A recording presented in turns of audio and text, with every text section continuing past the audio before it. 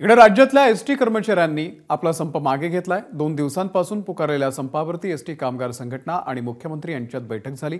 आई बाबा होण्याचे स्वप्न अजून पूर्ण झाले नाहीत का? आई बाबा होण्याचे तुमचे स्वप्न पूर्ण करा अपोलो फर्टिलिटीद्वारे। मोफत सल्ल्यांसाठी कॉल करा 9953 959370। बैठकीमध्ये सकारात्मक चर्चा झाली। सरकारने कर्मचाऱ्यांच्या मूळ पगारामध्ये 6,500 रुपयांची वाढ करण्याचं मान्य केलंय।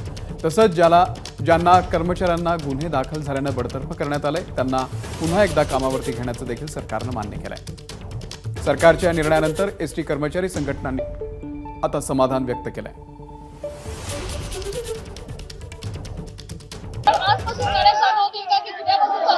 नाही, आजपासूनच गाड्या सुरू होतील, कारण शेवटी गणपतीचा सण आहे।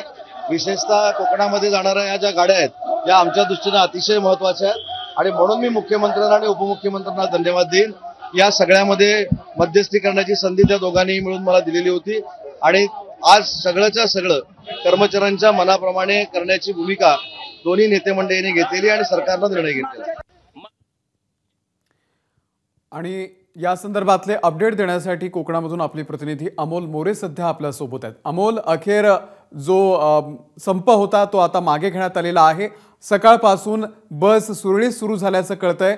सध्या काय स्थिती आहे कोकणात येणाऱ्या गाड्यांची?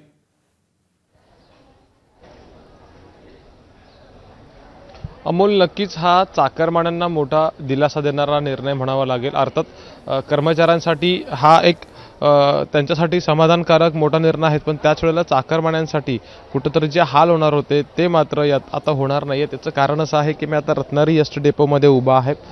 रत्नागिरी जिल्ह्यातलं किंवा रत्नागिरी जिल्ह्याचं मध्यवर्ती बस स्थानक म्हणून साधारणपणे या रत्नागिरी डेपोची ओळख आहे। अगदी मुंबई पुण्यातून जी लोक येतात अगदी ट्रेन्सने देखील ती लोक या ठिकाणी रत्नागिरीला उतरतात आणि त्यानंतर त्यांच्या गावातल्या इतर भागांमध्ये जातात।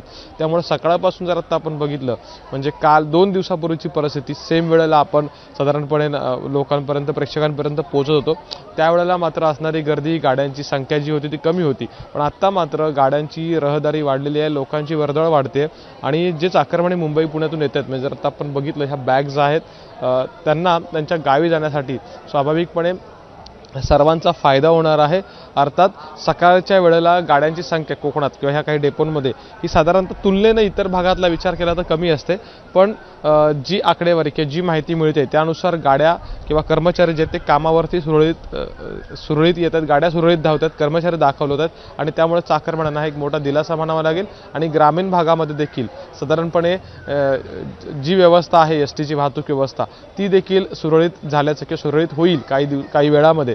ज्या गाड्या वस्तीला गेल्या नव्हत्या किंवा ज्या ठिकाणी वाहतूक व्यवस्था कोलमडली होती ती सुरळीत होईल असं इथल्या अधिकाऱ्यांचं किंवा कर्मचाऱ्यांचं म्हणणं आहे। अमोल, नक्कीच अपडेट तुमच्याकडून घेत राहू। तुर्तास धन्यवाद अमोल या माहितीबद्दल।